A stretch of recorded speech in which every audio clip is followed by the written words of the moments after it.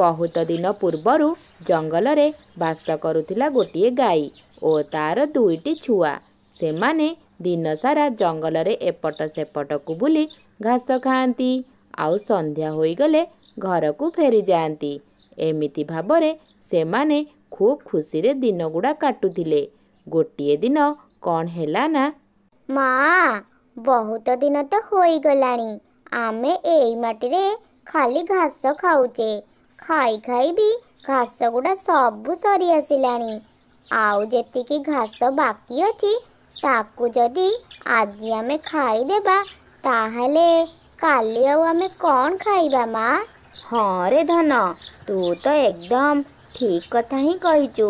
मु तो ए विषय टिके भी हेले भाबिनी। मु शुणिछि आम जंगल रे गोटिए कूद पाखरे बहुत घास होईची। पूरा कंचा कंचा कौलिया घास होईची। मु भाबुची आमे काली सेठिकी जिबा घास खाइबाकू। आजी आउ सेठिकी जिबाटा संभव नुहे। आजी तुमे माने एइठी जेतिकी घास अछि ताकू ही खाई पेट भर्ती करी दियो। ठीक अछि माँ, आमे ताहले एइठी थिबा घास गुड़ा कही आजी खाई देबू। तापरे तिनि जण जाक सेइठी जेतिकी घास होईतिला ताकू ही खाइले। पिला माने तुम मानकर खाइबा सरीगला कि? हाँ माँ, जहाँ सबु घास एइठी थिला सेगुड़ाक सबु शेष होईगला। अच्छा चाल ताहले एबे घर को फेरी जिबा, संध्या होई आसिलानी। एहा कही गाईटी तार दुईटी छुआ को धरी घर को फेरी आसिला। सकाळ होई गलानी। आजी तो आमे जंगलर सेही कूद पाखकू जिबा कथा ना। पिला माने तुमे जिबा पाई रेडी होई गलणी तो? हाँ माँ, आमे रेडी होई गलाणु। आजी आमे बहुत खुशी अछु माँ, काहेकि ना आजी आमे गोटे नुआ जगह को जिबू घास खाइबाकू। आजी आमे पूरा पेट भर्ती करी कौलिया कौलिया घास खाइबू। आमे भाबुचु नुआ जगार घास गुड़ा नुआ नुआ टेस्ट लागिबो। एहा कही से तिनि जण जाक जंगलर सेई कूद पाखकू बाहारी गले।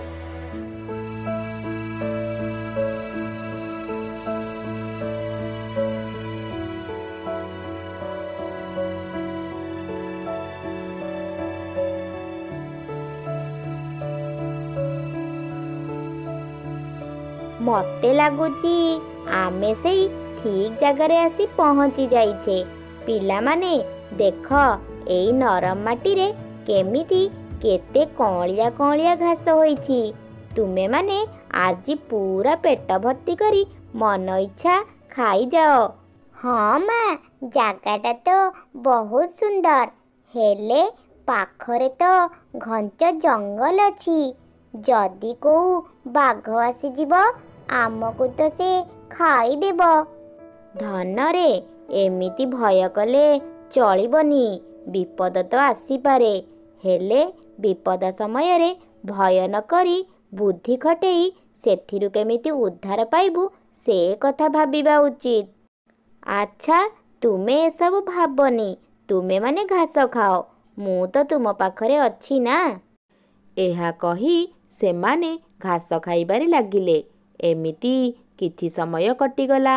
एपटे गोटिए हिंस्र बाघ शिकार खोजी खोजी जंगल भितर को बाहर को चली आसिला। आउ से सेई गाई बाछुरी मानंकु देखिबाकू पाइला। आरे मु ए कौन देखिबाकू पाउछि?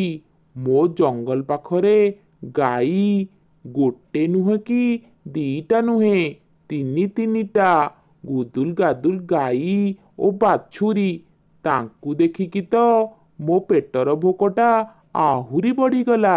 जाउछि तांको पाखकू जीबी, तांको मानंको बाट जगिबी।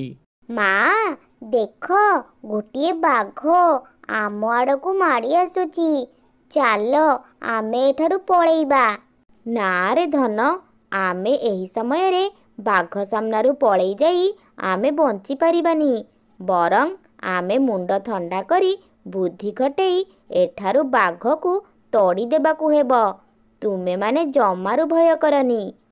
ମୁଁ ଦେଖୁଛି କ'ଣ କରାଯାଇପାରିବ।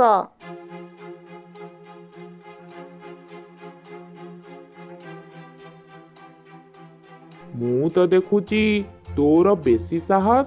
ଘାସ ଖାଇ ଖାଇ ତୁ ଏତେ ବାଟ ଚାଲି ଆସିଛୁ, ହେଲେ ତତେ ତ ମୁଁ ଏବେ ହିଁ ଖାଇବି। କେତେ ଦିନ ହେବ ଗାଈର କଞ୍ଚା ମାଂସ ଖାଇନି। ଶୁଖିଲା ମାଂସ ଗୁଡ଼ା ସବୁ ଖାଇ ଖାଇ ପାଟିଟା ମୋର ପୁରା ଖରାପ ହୋଇଗଲାଣି। ମୁଁ ତ ଏଇ କଷି ବାଛୁରୀ ଦିଟାକୁ ଦେଖି ମୋର ଭୋକକୁ ଆଉ ସମ୍ଭାଳି ପାରୁନି। ମୁଁ ଏବେ ତୋର ବାଟ ଜଗିବି। ବାଘ ଭାଇ, ମୋର ଏଇ ଛୋଟ ବାଛୁରୀ 2 ଜଣଙ୍କର କେତେ ବା ମାଂସ ହେବ? ବରଂ ତାଙ୍କୁ ନ ଖାଇ ତୁମେ ମୋତେ ଖାଇଦିଅ। ମୋ ସାଙ୍ଗରେ ତୁ ଚାଲାକି କରୁଛୁ? ମତେ ବୋକା ବନେଇବା ଏତେ ସହଜ ନୁହେଁ। ସାମ୍ନାରେ କଷି କଷି ବାଛୁରୀ ଥାଉ ଥାଉ ମୁଁ ଖାଇବି ଗୋଟେ ବଡ଼ ଗାଈର ମାଂସ? ଏ ବାଘ ତ ମୋର କିଛି ବି ହେଲେ କଥା ହିଁ ଶୁଣୁନାହିଁ। ମନେ ହେଉଛି ତାକୁ ତଡ଼ିବାକୁ ହେଲେ ଅନ୍ୟ କିଛି ଉପାୟ ଚିନ୍ତା କରିବାକୁ ପଡ଼ିବ। ଆଚ୍ଛା ବାଘ ଭାଇ, ତୁମେ ମୋର ଛୁଆମାନଙ୍କୁ ଖାଇପାର, ହେଲେ ତା ପୂର୍ବରୁ ତୁମକୁ ତାଙ୍କ 2 ଜଣଙ୍କର ଶେଷ ଇଚ୍ଛାକୁ ପୂରଣ କରିବାକୁ ପଡ଼ିବ। ଶେଷ ଇଚ୍ଛା? ହଉ ହଉ, ଠିକ୍ ଅଛି, କହ ଯେ ତୋର ପିଲାମାନଙ୍କର ଶେଷ ଇଚ୍ଛାଟା କ'ଣ? ମୋର ଛୁଆ 2 ଜଣଙ୍କର ଶେଷ ଇଚ୍ଛା ହେଲା, ସେମାନେ ଚାହୁଁଛନ୍ତି କି ବାଘର କ୍ଷୀର ଖାଇବାକୁ। ତୁମେ ବରଂ କିଛି ଦିନ ପାଇଁ ବାଘର କ୍ଷୀର ଆଣିଦିଅ। ସେମାନେ କ୍ଷୀର ଖାଇ ଟିକେ ତାଗଡ଼ା ହୋଇଯାଆନ୍ତୁ। ତାଙ୍କ ଶରୀରରେ ଟିକେ ମାଂସ ହୋଇଗଲେ ସେଇଟା ତୁମର ହିଁ ଲାଭ ହେବ। ହଁ ହଁ, ତୋର କଥାରେ ତ ଦମ୍ ହିଁ ଅଛି। ହଉ ଠିକ୍ ଅଛି, ତୋର ପିଲାମାନଙ୍କର ଶେଷ ଇଚ୍ଛା ମୁଁ ନିଶ୍ଚିତ ପୂରଣ କରିବି। ତାହେଲେ ମୁଁ ତୋର ପିଲାଙ୍କ ପାଇଁ 7 ଦିନ ପର୍ଯ୍ୟନ୍ତ କ୍ଷୀର ନେଇ ଆସିବି। ତାଠୁ ଆଉ ବେଶୀ ଦିନ ନୁହେଁ। ଏଇ 7 ଦିନ ପର୍ଯ୍ୟନ୍ତ ସକାଳେ ତୋର ଘରେ ନେଇ ବାଘର କ୍ଷୀର ଦେଇ ଆସିବି। ଠିକ୍ ଅଛି ବାଘ ଭାଇ, ଚଳିବ। ଆଚ୍ଛା ଠିକ୍ ଅଛି, ମୁଁ ଏବେ ଆସୁଛି। ଆଉ କିଛି ନୂଆ ଶିକାର କରି ଖାଇବି। ଭୋକ ବି ହେଲାଣି ଜୋର। ଏହା କହି ବାଘଟି ସେଠାରୁ ଚାଲିଗଲା।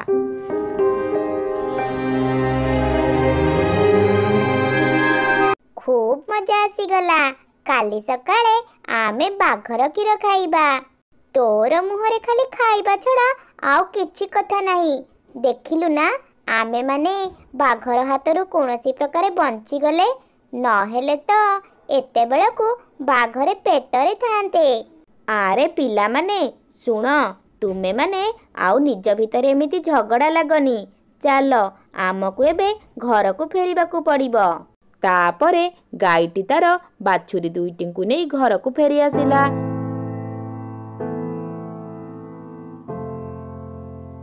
ତା ପରଦିନ ସକାଳେ ସର୍ତ୍ତ ଅନୁସାରେ ବାଘଟି କ୍ଷୀର ନେଇ ଗାଈର ଘରକୁ ବାହାରିଲା।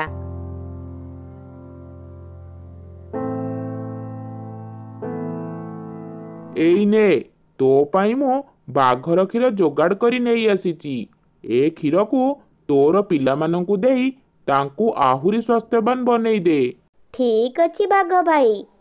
ଗାଈର ଏହି କଥା ଶୁଣି ବାଘଟି ସେଠାରୁ ଚାଲିଗଲା। ମା, ଆଜି ଆମେ 2 ଭାଇ ମିଶି ବାଘର କ୍ଷୀର ଖାଇବୁ। ଖୁବ୍ ମଜା ହେବ।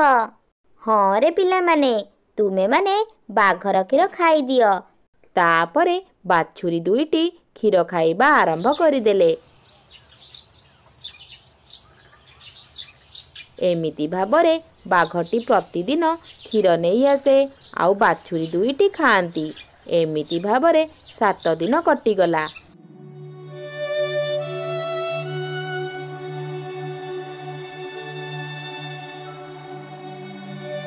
ମା, ବାଘର କଥା ଅନୁସାରେ ଆମର ତ 7 ଦିନ ବିତିଗଲାଣି। ଏବେ କ'ଣ ହେବ?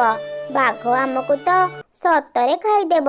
ନା ରେ ପିଲାମାନେ, ମା ଉପରେ ଟିକେ ବିଶ୍ୱାସ ରଖ। ସେ ବାଘ ତୁମର କିଛି ବି କରିପାରିବନି। ଚାଲ, ଆମେ ଆଗରୁ ଯେମିତି ଯାଉଥିଲେ ସେଇ କୁଦ ପାଖକୁ ଯାଇ ଘାସ ଖାଇବା।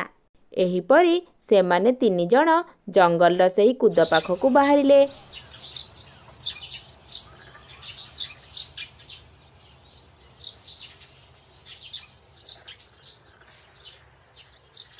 ପିଲାମାନେ, ମୁଁ ଯାହା ଶିଖେଇଥିଲି ତୁମେ ବାଘକୁ ଦେଖିଲେ ତାହା କହିବା ଷ୍ଟାର୍ଟ କରିଦେବ, ବୁଝିଲ? ଠିକ୍ ଅଛି ମା। ଦେଖୁ ଦେଖୁ ତ 7 ଦିନ କଟିଗଲାଣି।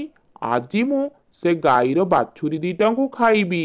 ଗାଈର କଞ୍ଚା ମାଂସ ଖାଇ ଖୁବ୍ ମଜା ଆସିଯିବ। ଆଉ ଲୋଭ ସମ୍ଭାଳି ରହି ହେଉନି।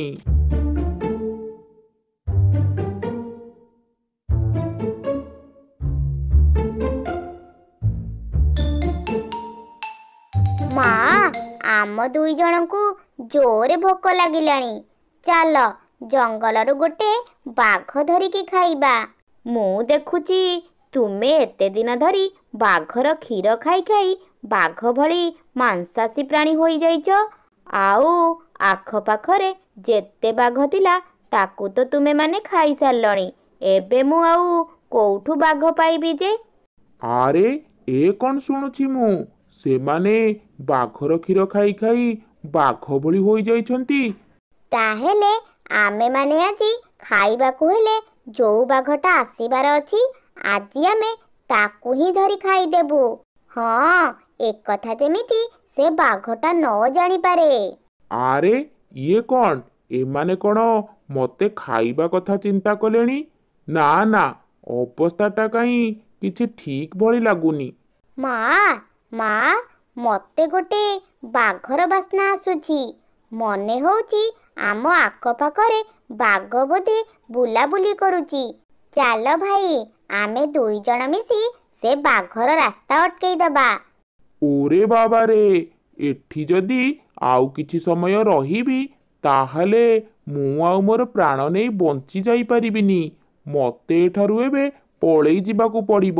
ବଞ୍ଚି ରହିଲେ ଆହୁରି ଅଧିକ ଶିକାର କରିପାରିବି। ସେଠାରେ ବାଛୁରୀଙ୍କର ଏମିତି କଥା ଶୁଣି ଏତେ ଭୟ ପାଇଗଲା ଯେ ବାଘଟି ସବୁଦିନ ପାଇଁ ସେ ଜଙ୍ଗଲ ଛାଡ଼ି ଚାଲିଗଲା।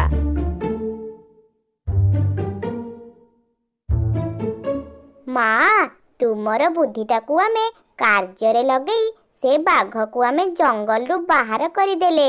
ନହେଲେ ବାଘ ଏତେବେଳକୁ ଆମକୁ ଖାଇସାରନ୍ତାଣି। ପିଲାମାନେ, ମୁଁ ତ ତୁମକୁ ଆଗରୁ କହିଛି ନା, ବିପଦ ସମୟରେ ମୁଣ୍ଡ ଥଣ୍ଡା କରି ବିପଦର ମୁକାବିଲା କରିବାକୁ ପଡ଼ିବ। ତାହେଲେ ଆମେମାନେ ସହଜରେ ଯେକୌଣସି ବଡ଼ ବିପଦରୁ ମୁକ୍ତି ପାଇପାରିବା, ବୁଝିଲ?